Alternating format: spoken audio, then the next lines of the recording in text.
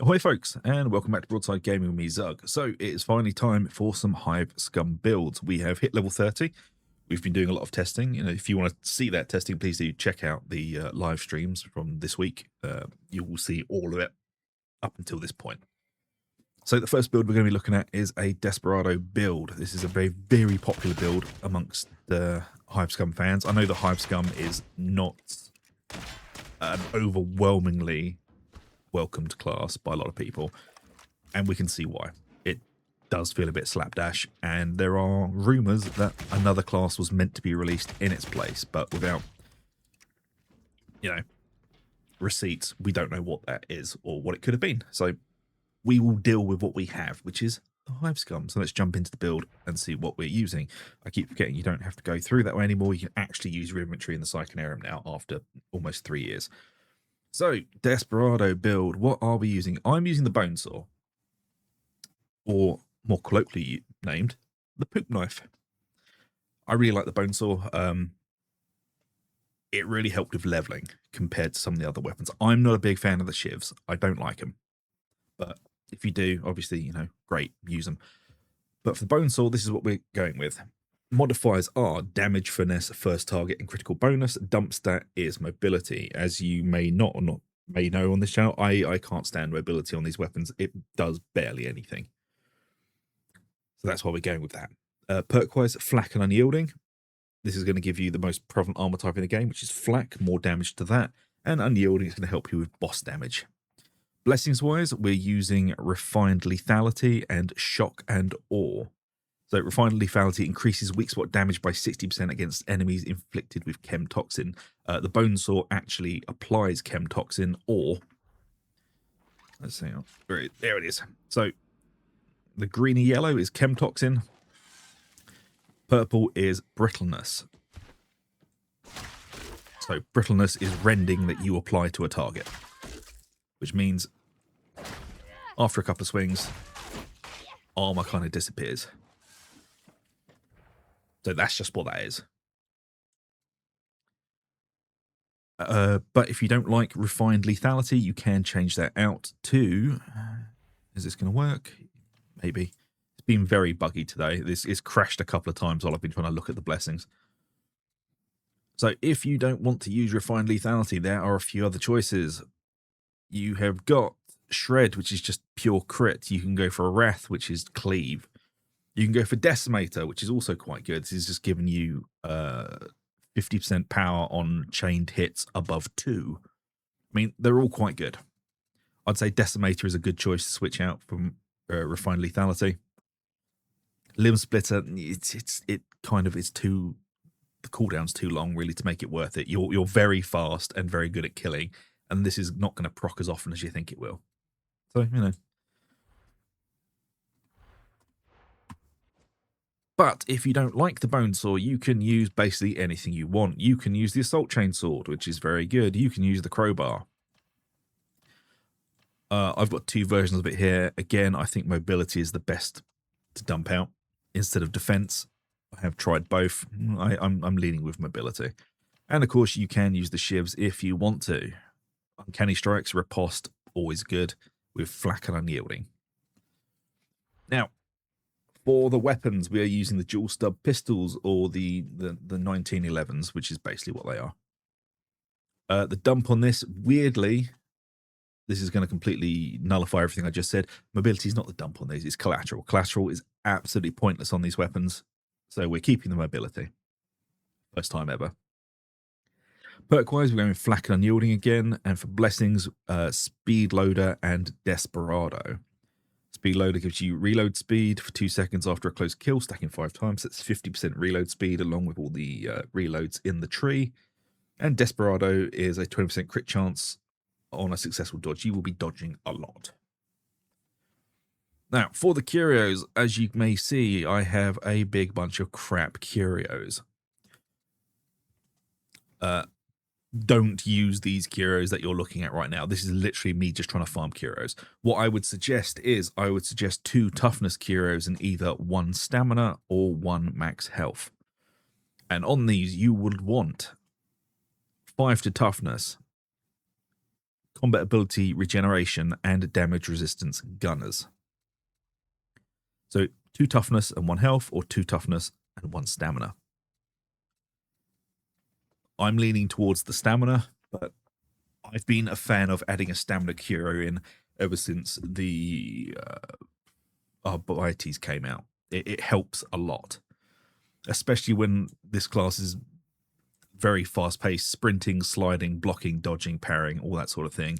The extra stamina is just a nice cushion. You are slightly weaker because you don't have that extra 17% toughness, but it gives you quite a lot of utility. So that's why I would say I prefer the stamina. But as I said, 2 toughness, 1 stamina, 2 toughness, 1 health, whatever you want. These builds are not set in stone. Play it however the hell you want. Stimm Lab. Currently, I am using this because I am doing achievements. So we're going with Calm ×2, and then we're going into Wildfire ×3. And that's given us a very low cooldown, which means we can use this very often so that we can get those achievements. When we get further into the tree, you'll probably want something along the lines of 3 Calm into Wildfire, and maybe 3 into Spur, but that will require more testing. So take this as it is. Right, talents. Let's jump in, shall we? Right, we are taking In Your Face for ranged damage against targets within 12.5 meters, scaling down to a minimum of +10 at 30 meters and beyond. So you want to be a bit closer. Sticky hand, 40% weapon swap speed. Additionally, gain 10% recoil and 30% spread while firing from the hip or bracing. Voice of Tetrim. Replenish 8% toughness on range kills, elites and special instead of replenish 15. Precision Violence. Melee hits replenish 4% toughness. Melee critical strikes and weak spot hits instead replenish 8. And critical weak spot strikes replenish 12. I wouldn't take this if it wasn't for Float Like a Butterfly. Perfect blocks and successful dodges grant 20% critical strike chance for 3 seconds. It's the successful dodges part that we're particularly interested in. If it wasn't for this, we wouldn't take this because it's not massively needed in this build, but this is very, very powerful. So we're going into Speed Loader. This is one of the reload speed ones I was talking about. 30% reload speed for 8 seconds on close range kill, so that should pump us up to about 80% reload speed. Calling for a timeout, -25% toughness damage taken while reloading, and 4 seconds afterwards we are reloading continuously. Toughness boost, and I prefer the chem grenade out of all of them. I've tested all 3. The rocket launcher is hilarious.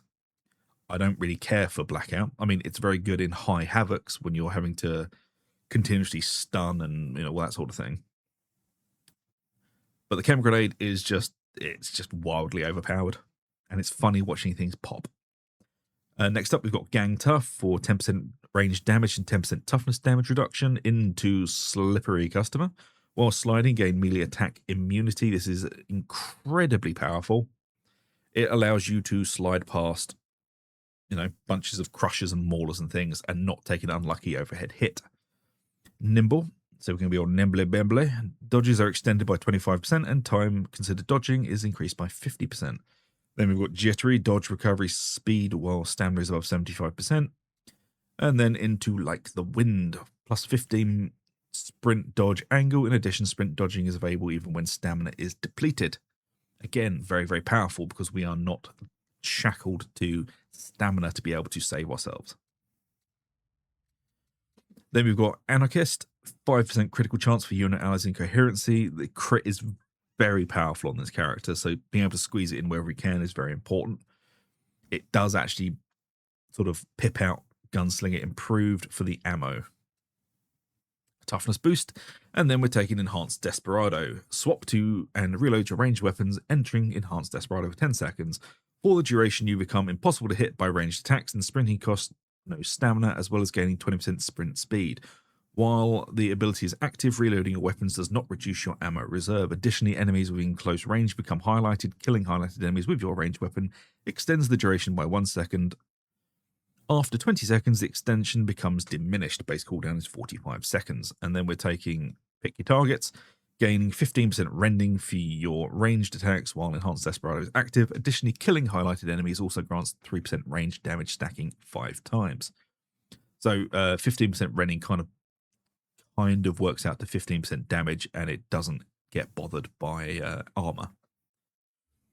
So nice little boost. We won't bother taking Focus Resolve because we don't care about it. Critical boost here into melee damage boost. We don't really want this, but we want to get into this part of the tree. Punching above one's weight, 15% damage against elites and monstrosities. Tis but a scratch, replenish 30% toughness over 3 seconds after taking range toughness damage. Losing all toughness cancels the effect. Burst of energy, gains stun immunity for 6 seconds and restore 50% toughness when toughness is broken. This is wildly overpowered. Hive City Brawler, up to 20% damage reduction depending on available stamina. Additionally, up to 20% melee damage depending on spent stamina. We don't care too much about the melee part in this build, but it's the first part is quite powerful. Then we're taking Ammo Jack for 15% clip size rounded up.